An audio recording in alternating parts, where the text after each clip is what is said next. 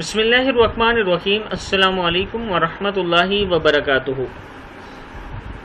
آج میں اپنے دوستوں سے نبی اکرم صلی اللہ علیہ وسلم کی بہت ہی پیاری حدیث شیئر کروں گا اور دعا شیئر کروں گا۔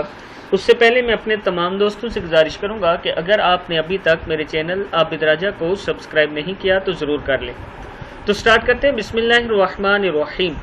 حدیث شریف میں آیا ہے کہ جو شخص کسی مصیبت یا پریشانی میں گرفتار ہو، اسے چاہیے کہ اذان کے وقت کا انتظار کرے اور اذان کا جواب دینے کے بعد یہ دعا پڑھے اور اس کے بعد اپنی حاجات اور خوشحالی کی دعا کرے تو اس کی دعا ضرور قبول ہوگی۔